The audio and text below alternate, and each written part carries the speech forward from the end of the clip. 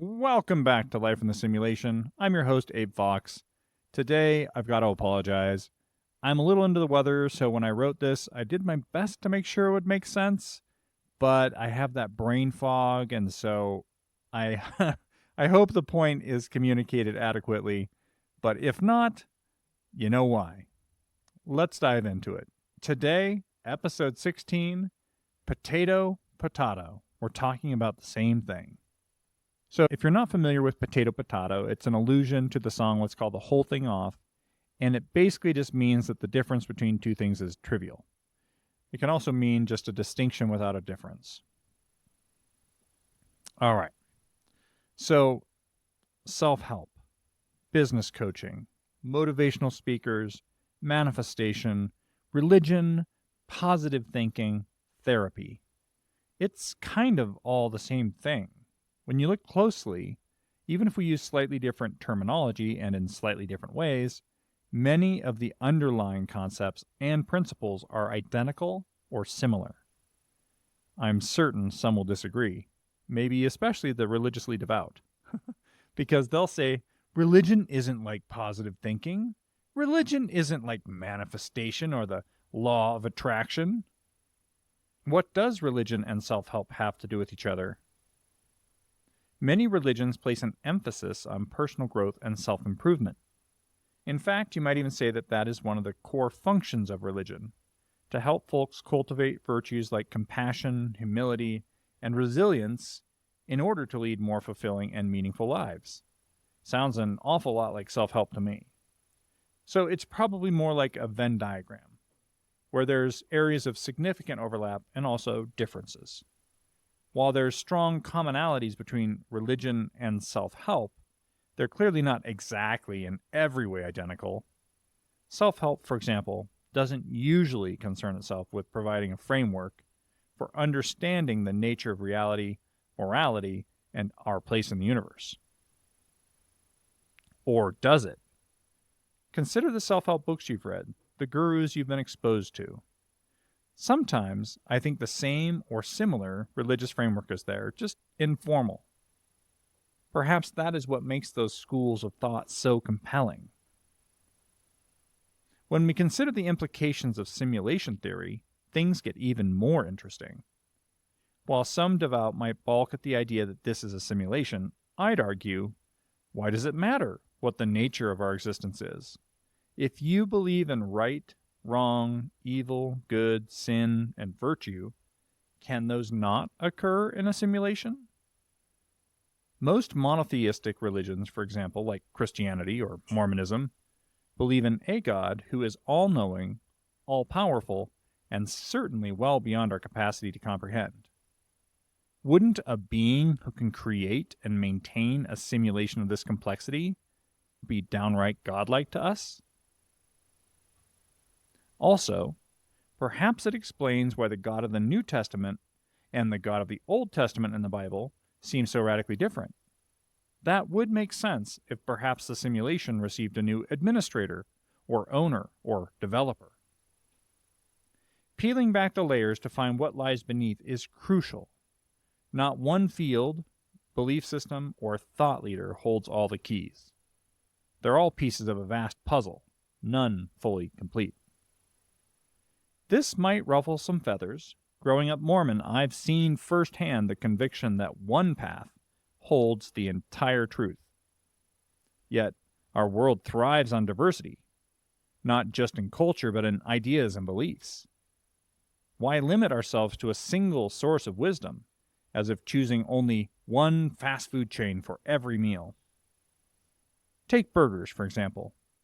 McDonald's, Wendy's, and Burger King each offer a unique take. Isn't the variety part of what makes the experience richer? I'd say the same goes for spiritual and philosophical nourishment. If our quest is for deeper understanding, for a grasp on the complex tapestry of existence, then surely we must explore beyond a single doctrine. Diving into the nexus of simulation theory, religion, and the self-help universe is like unraveling a multi-dimensional puzzle. Each element, be it manifestation, the law of attraction, or religious faith, serves as a unique lens through which we interpret our existence.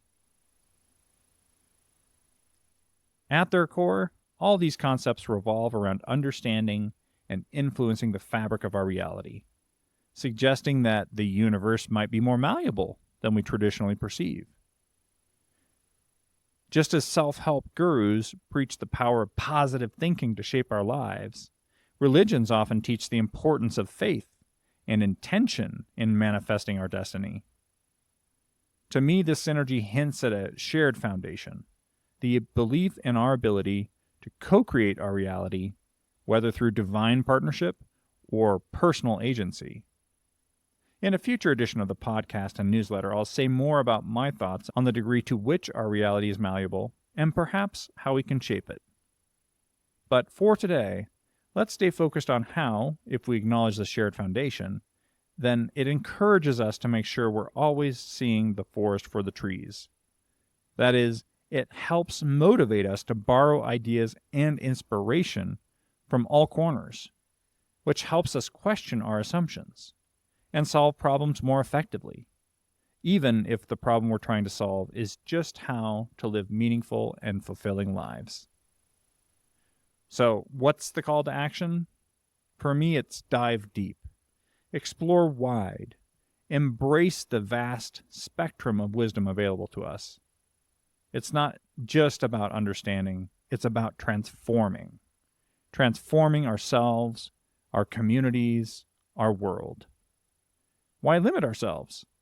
The richness of diversity in thought and belief is a treasure trove waiting to be explored. It's about piecing together a mosaic of truth, one shard at a time.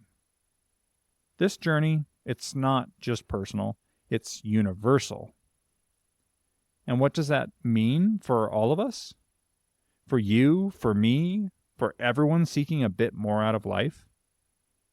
It means the door to possibilities is wide open. It's an invitation to experiment, to experience, and to evolve. Let's ponder this. How could we shift our lives if we truly embraced the malleability of our reality? What new paths could we forge if we dared to blend the wisdom of many into one coherent guide for living? As I reflect on this exploration, I find it's already reshaped my own journey. It's a reminder that growth is not just about looking within or even looking forward. It's also about looking around. There's wisdom in the wind, lessons in the leaves, if only we're open to them. So here's to staying curious, to asking more questions than we find answers, to living a life rich with exploration and adventure. After all, isn't that the essence of this grand simulation? Thanks for reading and/or listening. This has been another episode of Life in the Simulation. I'm your host, Abe Fox.